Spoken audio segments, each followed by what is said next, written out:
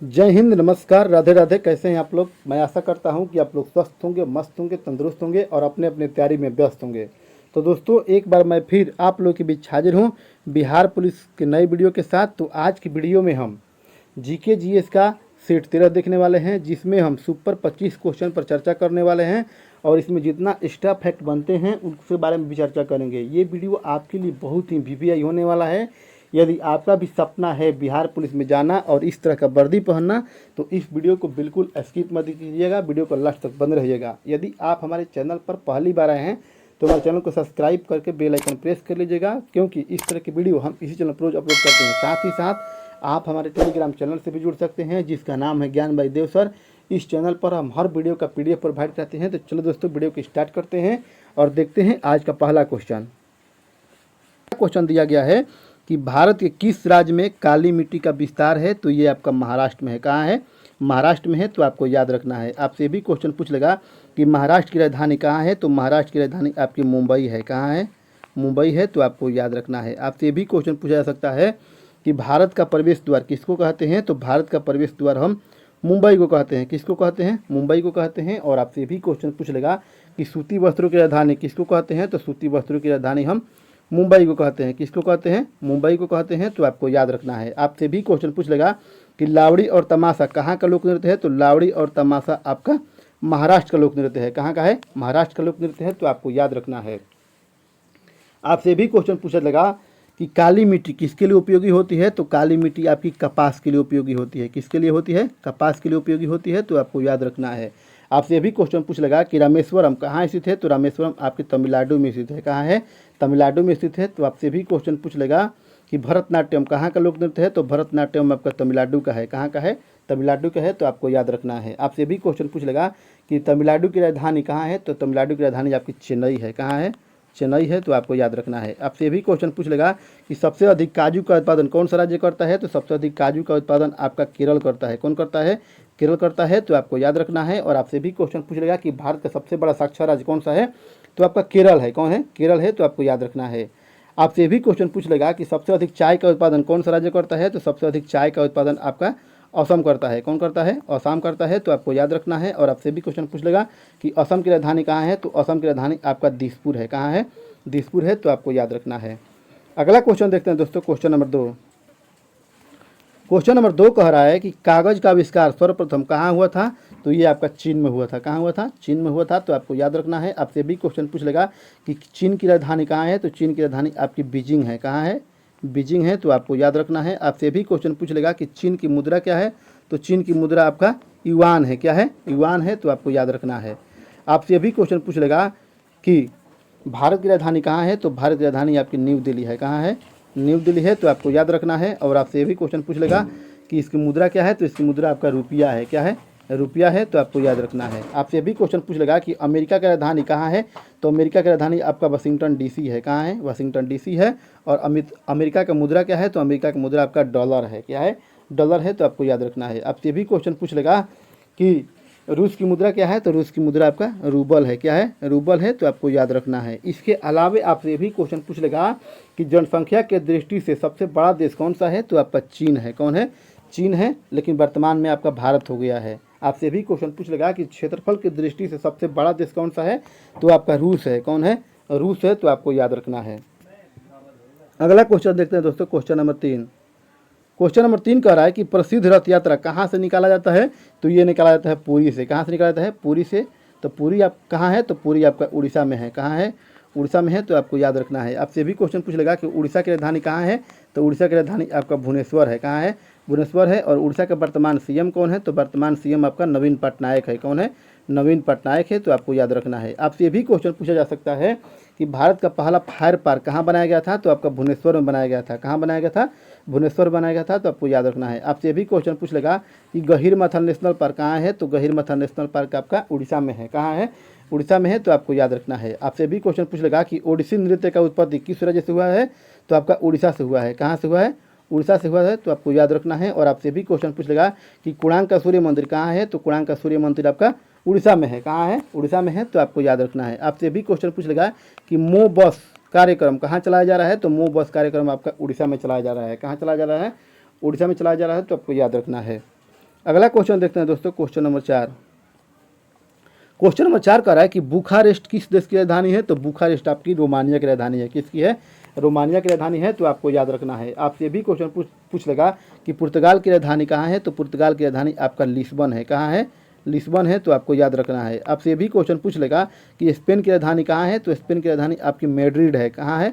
Madrid है। तो आपको याद रखना है। और अमेरिका की राजधानी कहाँ है? तो अमेरिका की राजधानी आपका वाशिंगटन डीसी है। कहाँ है? वाशिंगटन डीसी है। तो आपको याद रखना है। अगला क्वेश्चन देखते हैं दोस्तों, क्वेश्चन नंबर 5। क्वेश्चन नंबर 5 कह रहा है कि द बेटर मैन किसकी कृति है? तो ये अनीता नायर की कृति है। किसकी है? अनीता नायर की कृति है। तो आपको याद रखना है। आपसे भी क्वेश्चन पूछ लेगा कि एवरी वोट फॉर काउंट किसकी रचना है? तो एवरी वोट फॉर काउंट आपका नवीन चावला की है। किसकी है? नवीन चावला की कृति है। तो आपको याद रखना है। आपसे भी क्वेश्चन पूछ लेगा कि आई डेयर पुस्तक का लेखक कौन है? तो आई डेयर पुस्तक का लेखक आपका किरण बेदी है। कौन है? किरण बेदी है, जो कि भारत की प्रथम महिला आईपीएस थी। क्या थी? भारत की प्रथम महिला आईपीएस थी। तो आपको याद रखना है। और आपसे भी क्वेश्चन पूछ लेगा कि एग्जाम वॉरियर पुस्तक का लेखक कौन है? तो एग्जाम वॉरियर पुस्तक का लेखक आपका नरेंद्र मोदी है। कौन है? नरेंद्र मोदी है। तो आपको याद रखना है। आपसे भी क्वेश्चन पूछ लेगा कि पंचतंत्र का लेखक कौन है? तो पंचतंत्र का लेखक आपका विष्णु शर्मा है। कौन है?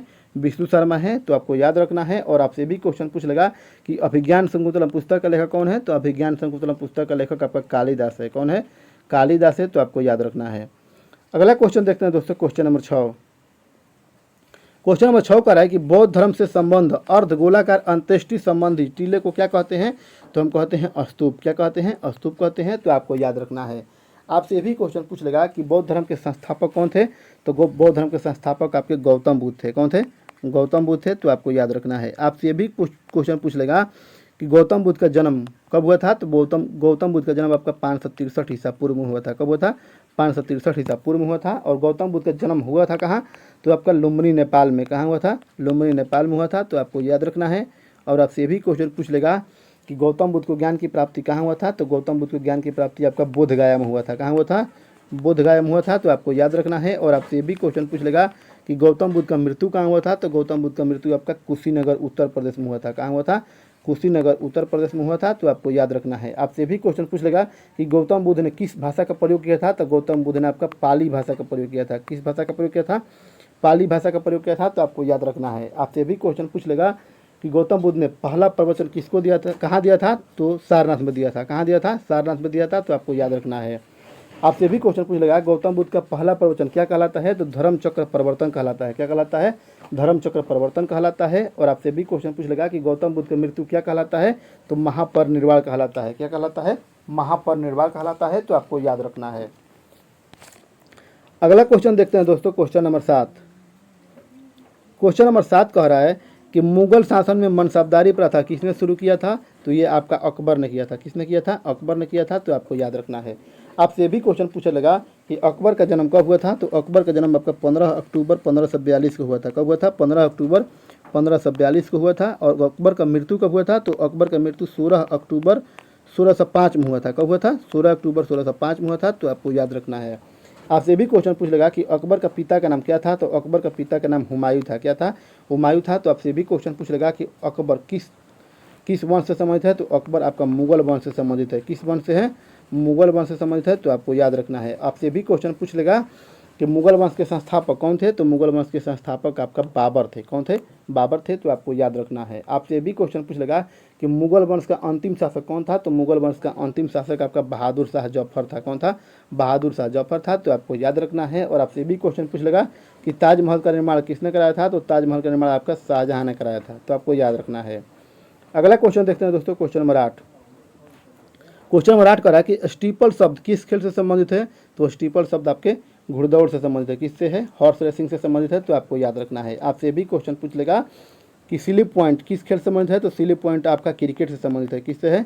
क्रिकेट से संबंधित है। तो आपको याद रखना है। आपसे भी क्वेश्चन पूछ लेगा कि गली किससे संबंधित है? तो गली भी आपका क्रिकेट से संबंधित है। किससे है?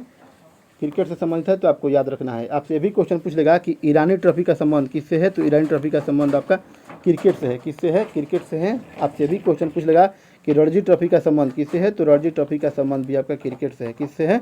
क्रिकेट से है। तो आपको याद रखना है। आपसे भी क्वेश्चन पूछ लेगा कि बटरफ्लाई शब्द का संबंध किससे है? तो बटरफ्लाई शब्द का संबंध आपके तैराकी से है। किससे है? तैराकी से है। तो आपको याद रखना है। आपसे भी क्वेश्चन पूछ लेगा कि संतोष ट्रॉफी का संबंध किस खेल से है? तो संतोष ट्रॉफी का संबंध आपके फुटबॉल से है। किससे है? फुटबॉल से है, तो आपको याद रखना है। अगला क्वेश्चन देखते हैं दोस्तों, क्वेश्चन नंबर 9। क्वेश्चन नंबर 9 का रहा है कि भारतीय संविधान के अनुसार भारत एक है, तो भारत एक राज्यों का संघ है। क्या है? भारत एक राज्यों का संघ है, ये अनुच्छेद 1 में कहा गया है, तो आपको याद रखना है। क्योंकि भारत जो है बहुत सारे राज्यों से मिलकर बना है, इसीलिए भारत एक राज्यों का संघ है, तो आपको याद रखना है। ये अनुच्छेद 1 में बताया गया है। अगला क्वेश्चन देखते हैं दोस्तों, क्वेश्चन नंबर 10। क्वेश्चन नंबर 10 का रहा है कि योजना आयोग का पदेन अध्यक्ष कौन होता है? तो योजना आयोग का पदेन अध्यक्ष आपका प्रधानमंत्री होता है। कौन होता है? प्रधानमंत्री होता है, तो आपको याद रखना है। आपसे भी क्वेश्चन पूछ लेगा कि योजना आयोग का स्थापना कब हुआ था? तो 1950 में हुआ था। कब हुआ था? 1950 में हुआ था। तो आपसे भी क्वेश्चन पूछ लेगा कि योजना आयोग के स्थान पर कौन सा आयोग आया है? तो ये आया है नीति आयोग। कौन सा आयोग? नीति आयोग आया है, तो आपको याद रखना है। आपसे भी क्वेश्चन पूछ लेगा कि नीति आयोग का पदेन अध्यक्ष कौन होता है? तो ये प्रधानमंत्री यानी कि प्राइम मिनिस्टर होते हैं, तो आपको याद रखना है। आपसे भी क्वेश्चन पूछ लेगा कि वर्तमान में भारत का पीएम कौन है? तो वर्तमान में भारत का पीएम आपका नरेंद्र मोदी है। कौन है? नरेंद्र मोदी है, तो आपको याद रखना है। आपसे भी क्वेश्चन पूछ लेगा कि राष्ट्रपति का वर्णन किस अनुच्छेद में किया गया है? तो अनुच्छेद 52 में। किस में किया गया है? तो अनुच्छेद 52 में किया गया है। और वर्तमान में भारत के राष्ट्रपति कौन है? तो द्रौपदी मुर्मू है। कौन है? द्रौपदी मुर्मू है, जो कि उड़ीसा राज्य से संबंधित है। कहाँ से संबंधित है? उड़ीसा राज्य से संबंधित है, तो आपको याद रखना है। अगला क्वेश्चन देखते हैं दोस्तों, क्वेश्चन नंबर 11। क्वेश्चन नंबर 11 कह रहा है कि भारत का कौन सा राज्य बांग्लादेश से 3 तरफ से घिरा है? तो ये आपका त्रिपुरा। कौन सा राज्य है? त्रिपुरा है, तो आपको याद रखना है। आपसे भी क्वेश्चन पूछ लेगा कि त्रिपुरा का कैपिटल कहाँ है? तो त्रिपुरा का कैपिटल आपका अगरतला है। कहाँ है? अगरतला है, तो आपको याद रखना है। आपसे भी क्वेश्चन पूछ लेगा कि भारत का प्रवेश द्वार कौन सी है? तो भारत की प्रवेश द्वार आपका मुंबई है। कौन सी है?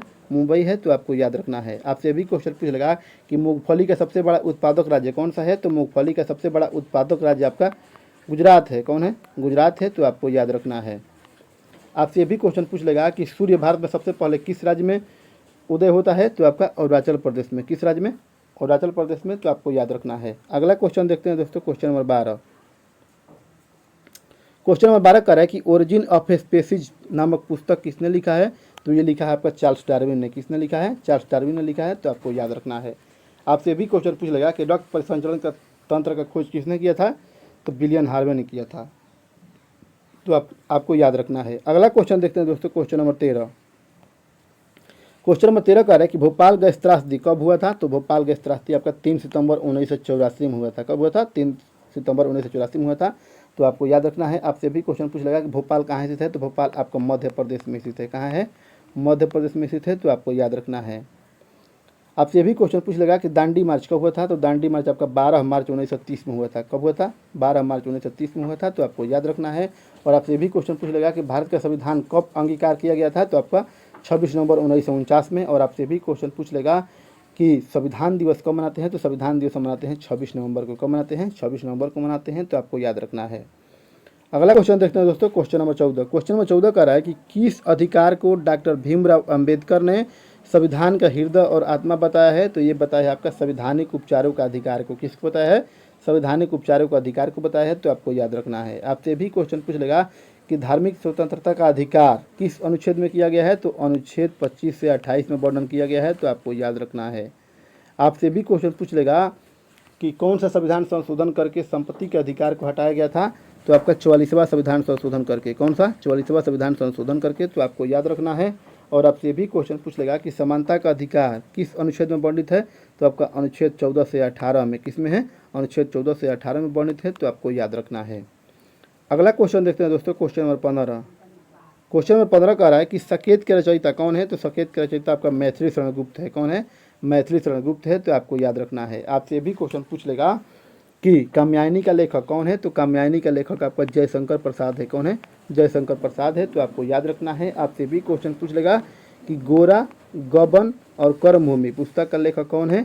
तो आपका मुंशी प्रेमचंद्र है। कौन है? मुंशी प्रेमचंद्र है, तो आपको याद रखना है। और आपसे भी क्वेश्चन पूछ लेगा कि अभिज्ञान शकुंतला पुस्तक का लेखक कौन है? तो आपका कालिदास है। कौन है? कालिदास है, तो आपको याद रखना है।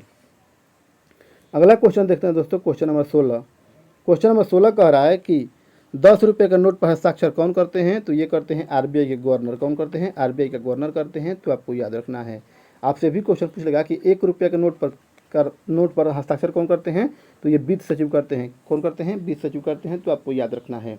आपसे भी क्वेश्चन पूछ लेगा कि आरबीआई का स्थापना कब हुआ था, तो आरबीआई का स्थापना 1 अप्रैल 1935 को हुआ था। कब हुआ था?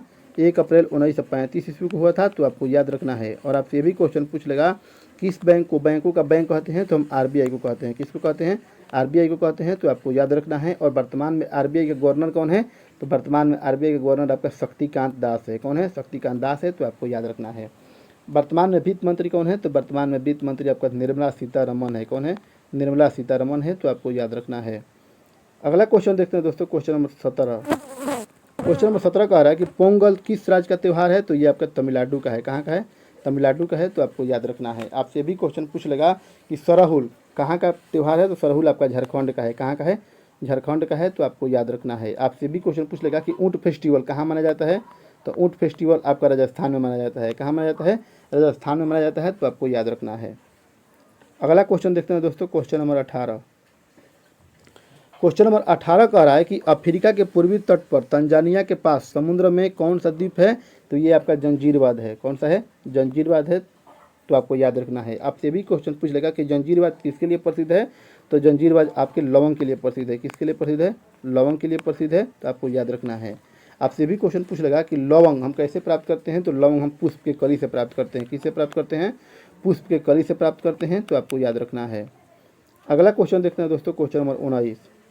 क्वेश्चन नंबर 19 कह रहा है कि भारत का शेक्सपियर किसे कहा जाता है, तो भारत का शेक्सपियर हम कालिदास को कहते हैं। किसको कहते हैं? कालिदास को कहते हैं, तो आपको याद रखना है। आपसे ये भी क्वेश्चन पूछ लेगा कि सीमांत गांधी के नाम से किसको जानते हैं, तो सीमांत गांधी के नाम से हम खान अब्दुल गफ्फार खान को जानते हैं। किसको जानते हैं? खान अब्दुल गफ्फार खान को जानते हैं, तो आपको याद रखना है। आपसे भी क्वेश्चन पूछ लेगा कि लोकनायक के नाम से किसको जानते हैं, तो जयप्रकाश नारायण को जानते हैं। किसको जानते हैं? जयप्रकाश नारायण को जानते हैं। और आपसे भी क्वेश्चन पूछ लेगा कि आदि कवि के नाम से किसको जानते हैं, तो आदि कवि के नाम से हम जानते हैं वाल्मीकि जी को। किसको जानते हैं? वाल्मीकि को जानते हैं, तो आपको याद रखना है। अगला क्वेश्चन देखते हैं दोस्तों, क्वेश्चन नंबर 20। क्वेश्चन नंबर 20 कह रहा है कि कांच में से गुजरने पर प्रकाश के किस रंग की गति धीमी हो जाती है, तो ये बैगनी की। किसकी हो जाती है? बैगनी की हो जाती है, तो आपको याद रखना है। आपसे भी क्वेश्चन पूछ लेगा कि किसकी गति अधिक हो जाती है, तो लाल की। किसकी हो जाती है? लाल की, तो आपको याद रखना है। अगला क्वेश्चन देखते हैं दोस्तों, क्वेश्चन नंबर 21। क्वेश्चन नंबर 21 कह रहा है कि वायुमंडल का दबाव किस यंत्र द्वारा मापा जाता है, तो ये मापा जाता है आपका बैरोमीटर द्वारा। किसके द्वारा? बैरोमीटर द्वारा, तो आपको याद रखना है। आपसे ये भी क्वेश्चन पूछ लेगा कि अपेक्षिक आर्द्रता किससे मापते हैं, तो अपेक्षिक आर्द्रता हम मापते हैं हाइग्रोमीटर से। किससे मापते हैं? हाइग्रोमीटर से मापते हैं, तो आपको याद रखना है। और आपसे भी क्वेश्चन पूछ लेगा कि वायुयान की ऊंचाई किससे मापते हैं, तो वायुयान की ऊंचाई हम मापते हैं अल्टीमीटर से। किससे मापते हैं? अल्टीमीटर से मापते हैं, तो आपको याद रखना है। और दूध की शुद्धता किससे मापते हैं, तो दूध की शुद्धता हम मापते हैं लेक्टोमीटर से। किससे मापते हैं? लेक्टोमीटर से मापते हैं, तो आपको याद रखना है। अगला क्वेश्चन देखते हैं दोस्तों, क्वेश्चन नंबर 22। क्वेश्चन नंबर 22 कह रहा है कि सुपरसोनिक विमान किसको हानि पहुंचाता है, तो ये पहुंचाता है आपका ओजोन मंडल को। किसको पहुंचाता है? ओजोन मंडल को पहुंचाता है, तो आपको याद रखना है। आपसे भी क्वेश्चन पूछ लेगा कि जहाज किस वायुमंडल में उड़ते हैं, तो जहाज आपके समताप मंडल में उड़ते हैं। किस में उड़ते हैं? समताप मंडल में उड़ते हैं, तो आपको याद रखना है। आंधी तूफान किस मंडल में आते हैं, तो आंधी तूफान आपके क्षोभ मंडल में। किस मंडल में? क्षोभ मंडल में आते हैं, तो आपको याद रखना है। आपसे भी क्वेश्चन पूछ लेगा कि रेडियो टेलीविजन किस मंडल से चलते हैं, तो आपके आयन मंडल से। किस मंडल से? आयन मंडल से, तो आपको याद रखना है। अगला क्वेश्चन देखते हैं दोस्तों, क्वेश्चन नंबर 23। क्वेश्चन नंबर 23 कह रहा है कि शुष्क बैटरी में किस प्रकार की ऊर्जा होती है, तो ये आपकी रासायनिक ऊर्जा होती है। कौन सी ऊर्जा होती है? रासायनिक ऊर्जा होती है, तो आपको याद रखना है। अगला क्वेश्चन देखते हैं दोस्तों, क्वेश्चन नंबर 24। क्वेश्चन नंबर 24 कह रहा है कि एलिसा परीक्षण किसके लिए किया जाता है, तो एलिसा परीक्षण आपका एड्स के लिए किया जाता है। किसके लिए किया जाता है?